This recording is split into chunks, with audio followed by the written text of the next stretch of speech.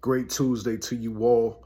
And I just want to share this with somebody today, just in case I respond to your comment under one of my posts and you think I'm upset. I want to share this to people who know me personally or who have encountered me at some point in life. I want to share this with total strangers, people who never met me physically at all, but may feel like you know me due to my online presence. When I respond, when I speak, when I type, I like to give supportive details. For one, I'm an English teacher. For two, I'm a parent. For three, I'm a great communicator. And part of those things, my educational background, which includes Shaw University and Old Dominion University. Shout out to my alma mater, Old Dominion University, and shout out to the school that got me started. I like to call it my prefix, to my college career, Shaw University. But I got from both schools that if you state something, you need to explain it. So I go into details. And when I got over to ODU, we had to take something called writing sample placement test. And I failed the first two times and passed my third. And what I was doing wrong was I was stating things. And sometimes you get ideas in your head and you don't transcribe them well on paper. Well, that was my issue back then. I was writing out of emotions and getting off topic, getting off subject. So I made sure back then, and I had other writers help me to stay on topic with what I'm talking about, with what I'm writing about. And sometimes it can become a very detailed response, whether we're texting, whether we're speaking, whether I'm writing a letter, sending an email. And I've also practiced how to compress or take something that's lengthy and make it short, give people the gist. I get it. I get to the point, giving people the gist. We're in a microwavable time of life.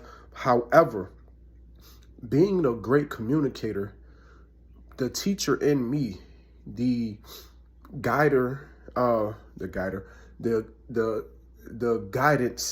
that I offer, I like to give people clarity. I like to touch on ethos, logos, and pathos. Y'all hear me speak. If you've been following me for a while, you've heard me talk about this before. Ethos is the appeal to credibility. Appeal to credibility means that you should say something, or write something, text something, email something to where people can trust what's coming after your preliminary statement. You have to show some background.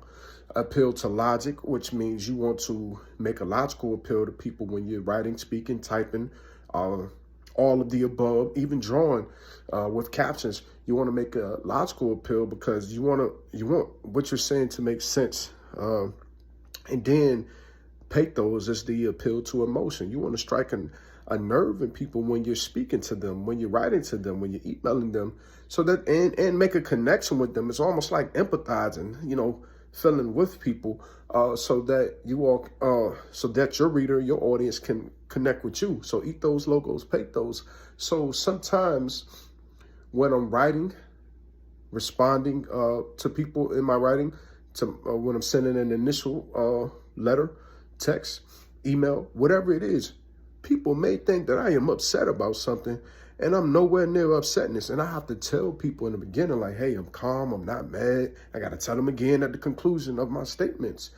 This is just me being elaborative, giving supporting details, recalling when I had a college professor by the name of Derek Justice.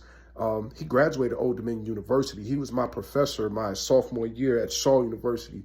He said, and he's a black male. He reminds me of Terrence Howard. Like he carries himself very gentleman-like Terrence Howard, with a great prestige, and very he was a well-respected professor at Shaw University back when I was there, 06, 07, 08, spring of '08.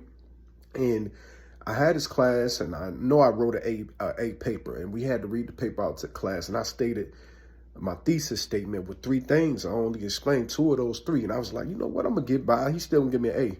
I did not get an A. He pulled me to the side. He said, Frederick, when you state something, define it. Ever since that day, I define anything I state, I explain it. You know what I'm saying? I define anything that I state, and I explain it with supporting details, with reasoning, with logic, with all those rhetorics that I named, ethos, logos, pathos. I also, when I got over to ODU and took those writing sample practice tests, and I failed the first 2 times, I had to start reading out loud what I was typing. And somebody said, well, read it backwards. And that's where using my parts of speech came to use. You know, your nouns, your pronouns, your adverbs, you know, your prepositions, all those categories that words go into. And there's more, adjectives. And I read it backwards. And when you take your sentence and you read it backwards, it can help you fill in the gap of what's missing. So I did that. I read it out loud to myself. And, you know, just getting peer edits works as well. But all these things go into who I am now. And if you didn't go through the ringer, the process, and some things with me and in other categories in life, you may not understand why people respond or carry themselves in certain ways. But if they're not blatantly being disrespectful, sit back and appreciate when somebody is elaborative. Sit back and appreciate when somebody is using rhetoric in a way that should not be irritating. Now, if I wanted to preach and him and hard, that's one thing. But if I'm kicking you some knowledge and you know it's connecting, you know it's hitting, stop trying to rush me. Stop trying to rush my response. When I respond, when I make a claim, I give it in a way that should answer a lot of the who, what, where, when, whys, and the house. That's the 5 W's and the H's if you remember your pre-writing strategies using the bubble map growing up. But that's all. I ain't trying to be all, you know, arrogant here. I'm just trying to help y'all get a chance to understand me just in case we ever got to interact. And less people choose to interact with me sometimes because I give a lengthy response. But hey, that's them missing their blessing. But I'm not going to water down who I am. I used to do that to convene other people. I don't do that no more. And I tell you why. When I started taking music more seriously in 2011, I took my song, So Let's Go. If you go look up Fred L33, it's pronounced Fred Lee, So Let's Go. That was my first song released in 2011. You can find that in all your music platforms, by the way. And there was some poetry event, and I was just like, okay, well, I stopped writing like poems as far as delivering them. We know music is poetic, but I wanted to use those lyrics in the poem, and I wanted to spit them fast like I did in the song, So Let's Go. If you hear the song, you hear it. And I spoke it like I'm speaking to you all now, and I slowed it down so everybody can hear the words that I'm saying, the words that are coming out of my mouth. And the guy who hosted the event, I don't even remember his name. He was very popular. I think he was from DC, Maryland. He said, hey, Fred, he said, don't water down your lyrics. Don't dummy down your lyrics for nobody. And ever since then, hey, if you catch it, you catch it. If you miss the lesson when I'm spitting these rhymes, when I'm utilizing my time, that's on you. And I needed these things, and I appreciate the doctors, Dr. Justice from Shaw University. I appreciate Dr. Shea from Old Dominion University. That lady pushed me. She pushed me. My first 4 years teaching at the school I was teaching at, not my first 4 years, my last 4 years teaching. So before this year at the school I was at full time. I'm off today. I'm at home trying to get better. Dr. Shea had brought in or sent the gift to the main office to the school I was at 4 years consecutively. So Dr. Allison Shea of Old Dominion University, Dr. Charles Burgess, he was like the oldest professor there. Y'all heard me speak about him before. Dr. Habib, he was there. If y'all went to ODU, y'all look up some of these names, you'll still find their credits at ODU. Dr. Jennifer Kidd, Peter Baker, Professor Baker, he might be a doctor by now. But all of these people, there's some other names too, went into building who I am now. You know, we got some more names at Shaw. Dr. Palmer, you know, he helped me be more punctual at Shaw. I'm naming ODU and Shaw professors. It was just so many. It was so many. Latoya Crump, Dr. Crump down there at Shaw. It was so many, y'all, that went into this. Thank you for the financial aid staff, the student support services staff at both universities. I mean, every job I got and acclaimed and proclaimed and all of this, whatever.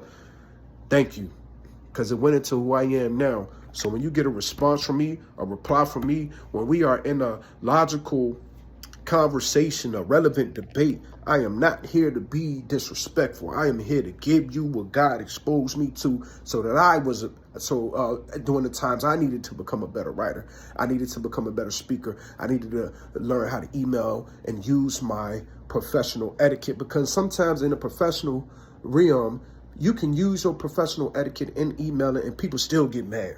I go through it now as a full-time teacher. You know, you could have sent just 2-3 sentences. For what? So y'all can play dumb and act like you don't know what I'm talking about? But yeah, so that's my main reason. When I send you a message, I ain't always mad. Sometimes I just want to touch on ethos, logos, pathos of what I'm saying and what I mean, give you supporting details so that once you're done reading this, there's no confusion. I wish y'all a great rest of the day. I'm at home trying to get a little better. Hopefully I'm a little better tomorrow. Keep it there.